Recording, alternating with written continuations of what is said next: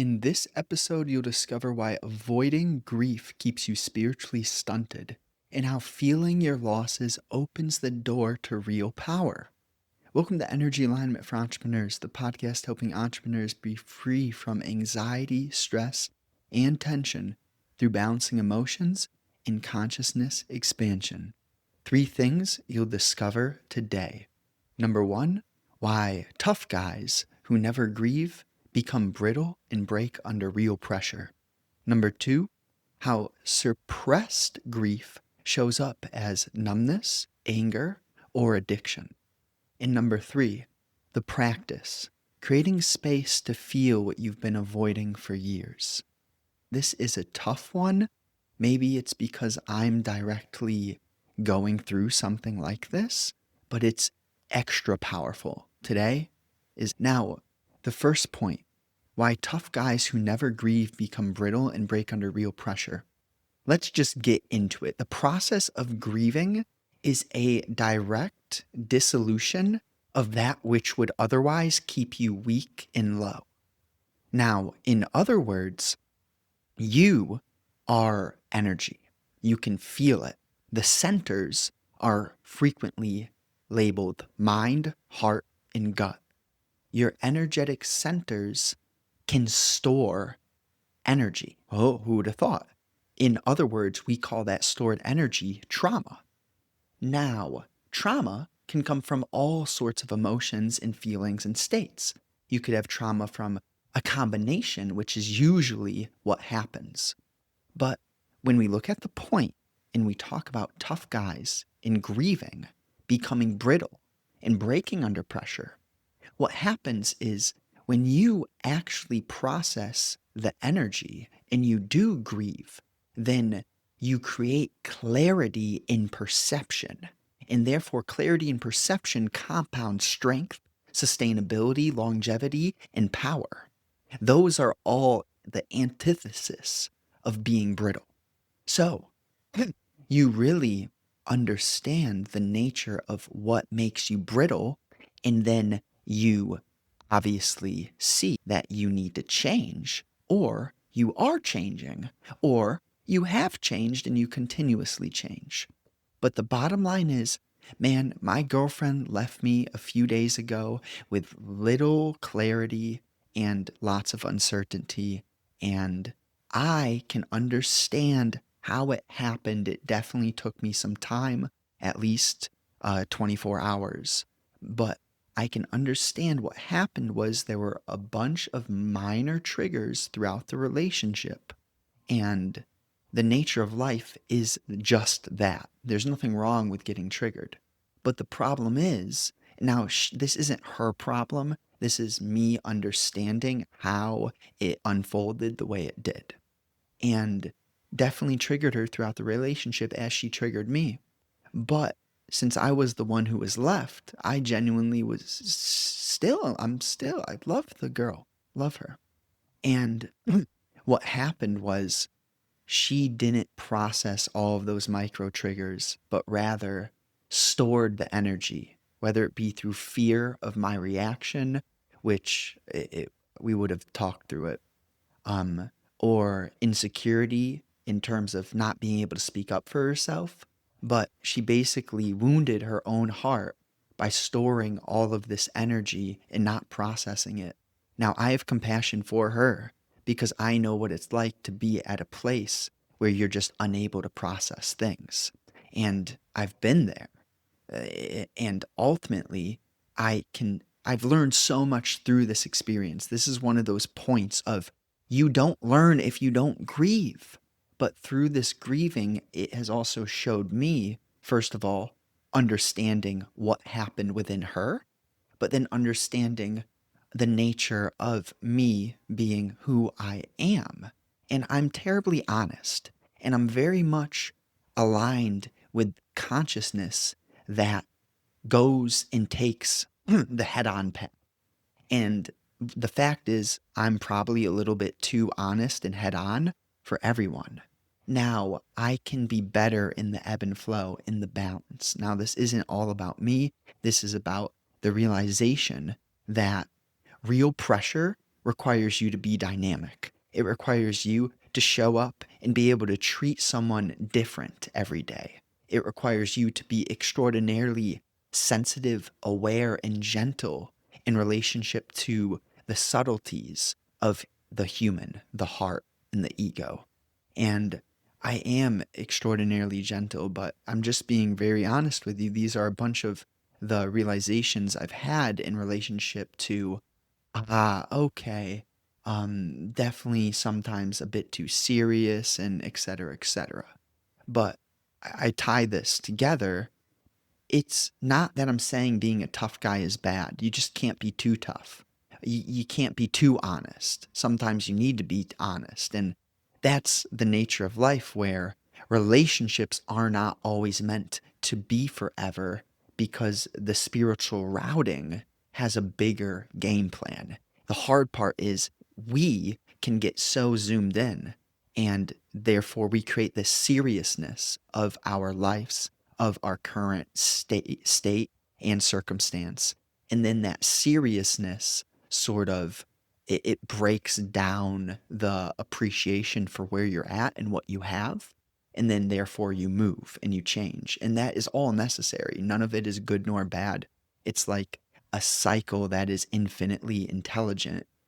Surely, probably magnitudes more intelligent than logic.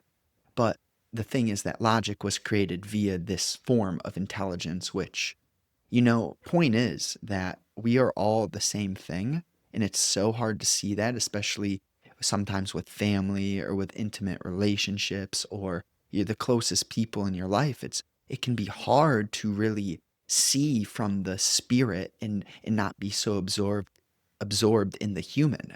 But part of the game is, okay, sometimes maybe I'm a little bit too honest, a little bit too direct with the spirit.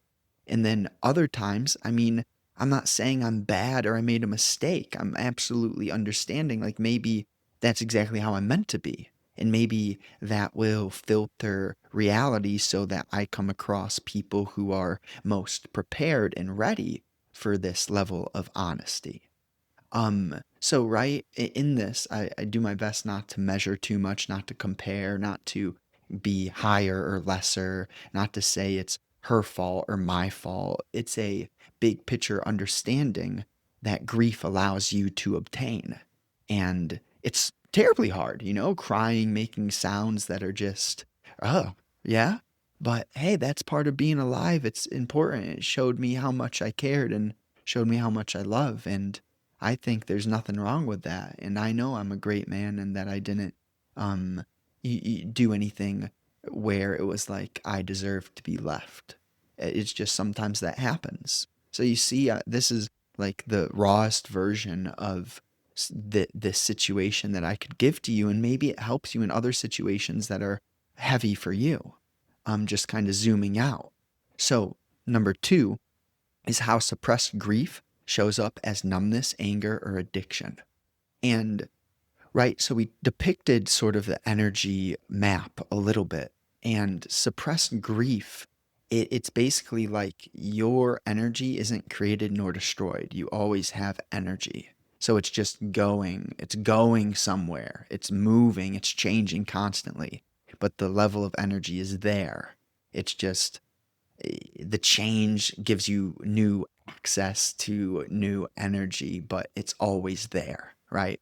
Ultimately, what I mean when I say all that is this suppressed energy is still there. That's the point. Even though it's suppressed or ignored, it's still there. I know I'm saying that a lot, but I need to hammer home the point because that numbness and anger or addiction, it's not a coincidence. It's natural, it's organic. The seeds have been sown.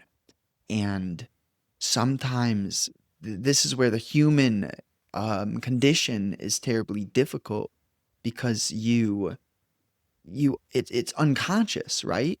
And like it's there, but it's in your unconscious.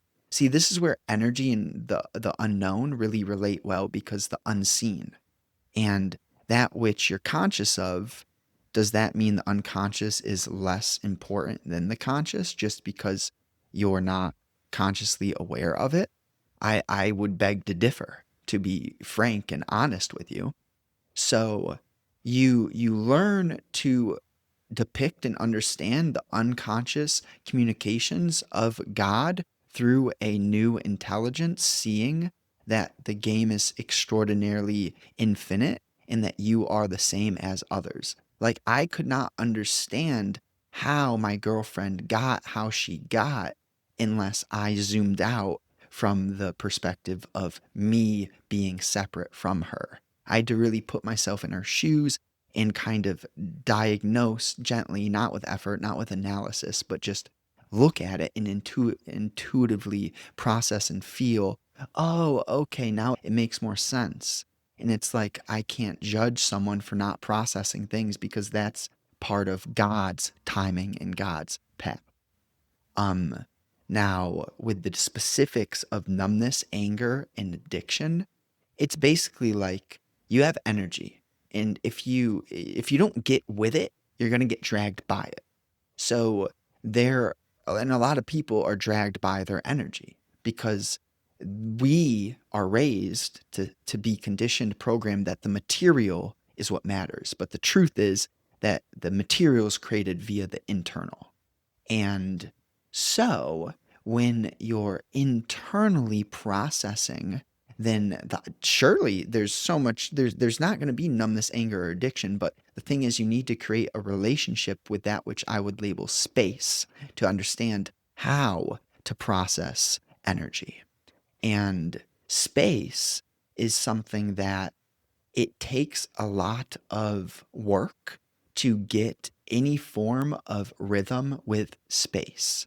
But ultimately, if I were to give you the simplest thing ever, if you were to straight up just fill your days with walking, meditation, stretching, fresh air, that is walking, exercise, working on some form of a project or getting clarity on that which you want to work on, or some form of career work, if and eating healthy food and cleaning, if you were to make your day made up of those things and take breaks, as in you do the walk for a bit, then you work on the career for a bit, then you meditate for a bit, then you go for a walk, then you work on the career, and then you clean, and then you fix the vacuum, and then you meditate, then you work, then you walk, then you eat.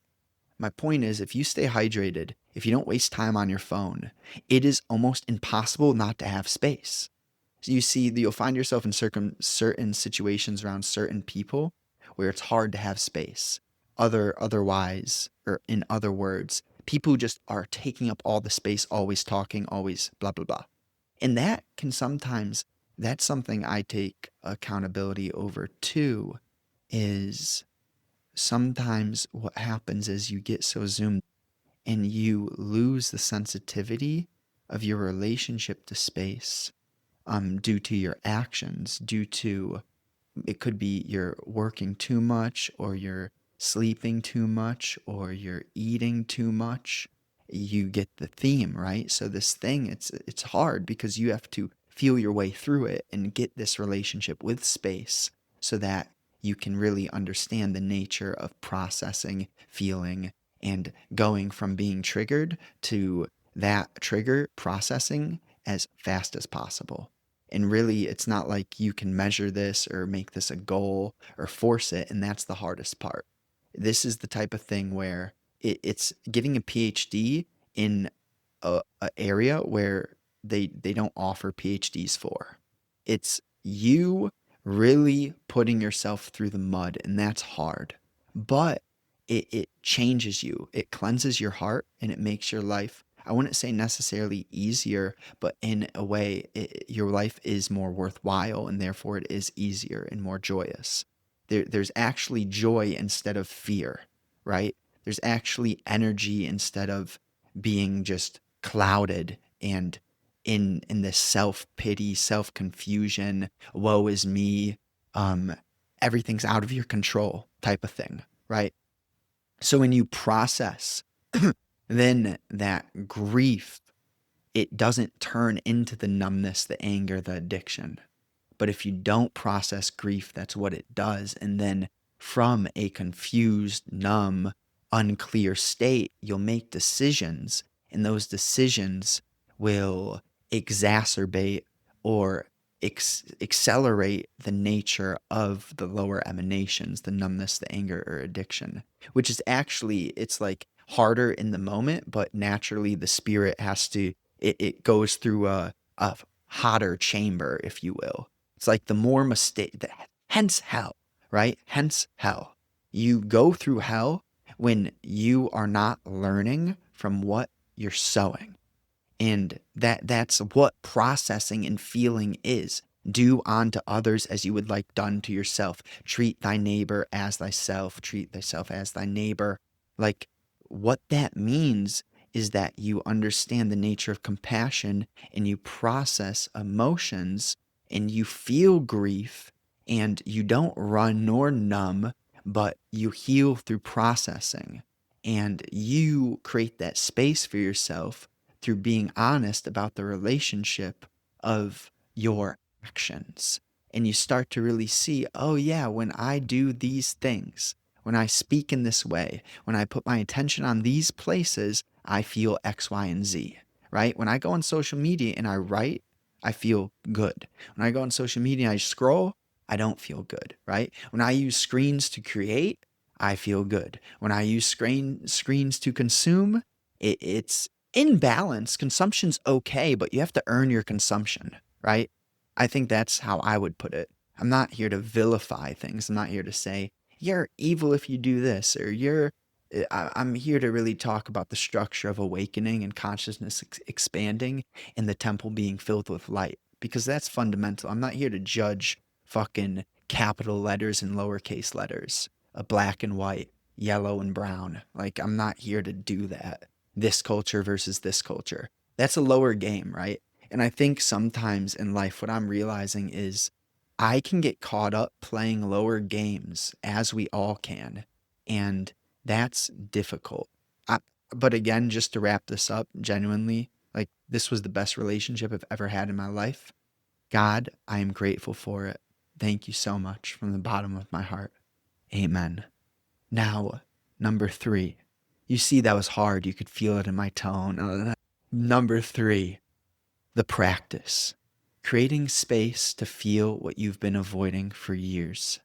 Now, really, when you have something that you've stored deep, deep, deep, it takes a little bit of a alchemy, a little bit of a potion, a little bit of a cauldron to bring out that thing. Now, you can do it through meditation. You could do it through extreme, hard, intense workouts. You could do it through psychedelics. You could do it through prayer and devotion. You could do it through any activity which brings you into a flow state. So the space to, it's just kind of like, here's a distinction. For me, I've definitely healed a lot and expressed a lot and learned to feel a lot through weightlifting. Now, if I were to plug in music all of those hours, the weightlifting definitely wouldn't have helped me as much. A lot of my hours of lifting have been without music. And it's just like you want to go on car rides with nothing. Then you also want to be smart and listen to podcasts while you're on a walk every once in a while. It's like I can't say always do one thing. The best thing I can say is don't always do one thing. Switch it up. Be dynamic, but then understand what grounds you, right? The practice, creating space to feel what you've been avoiding for years. You need to ground yourself, and then you need to, through that space created via grounding, have the courage to do new things, right? Try meditation. Try working on a podcast or listening to a podcast. Try being honest about what your values are and what's the relationship between your values and your actions? Are they in correlation? How have you been treating people? How have you been talking to people? Have you been a little bit like pulled back, or is there any unconscious things that are like affecting your relationships? Can you communicate those things? Can you Can you process them in yourself so that when you go to communicate them, it comes out right, where it doesn't sound petty or weak, but it sounds like, hey, this is a hard conversation and I've been looking at it and I really feel that we could have this hard conversation, you know? Just being honest about the actions that you do that lower you and how you feel when you're lower and seeing that feedback loop that gets created. All of this is powerful and helpful to get to those deeper layers of the things you run from or numbed or suppressed. Sometimes your processing isn't ready for the energy that was stored, and therefore, like God plays a little trick on you and says, "Hey, yeah, this happened. It's hard. You're gonna have to deal with the rest of it later, and this thing's gonna be unconsciously carried with you for a little bit just because you need to feel that weight, right? And that's the hard part about life is realizing like, man, we are the ones that put ourselves in hell. We are the ones who sin. We are the ones who create the weight. We are the ones who do not process the energy that we are emanating, but very naturally, like a baby, some kids, like me, I couldn't put this all into words 10 years ago. But I mean, I know from birth I felt a little bit different. The fact is, though, I'm not different. It's just I'm aware of the truth and I can see what we all are. And not everyone can see that yet, but people will. And people are seeing it because it's fundamental. And that really is like, can you feel? Can you feel? Can you let go? Can you observe your thought? Can you access states and vibrations of clarity? And you have that power. I can promise you that. So let's just hop into the summary. You're not weak for crying. You're weak for avoiding the tears. The grief you won't feel becomes the prison you live in. Feel it, release it, let it break you open. Because on the other side of that breakdown is a breakthrough you can't think your way into. Thank you so much for listening. New episodes are out Monday and Thursday at 10 a.m. Eastern Time. And I also have the book in the description.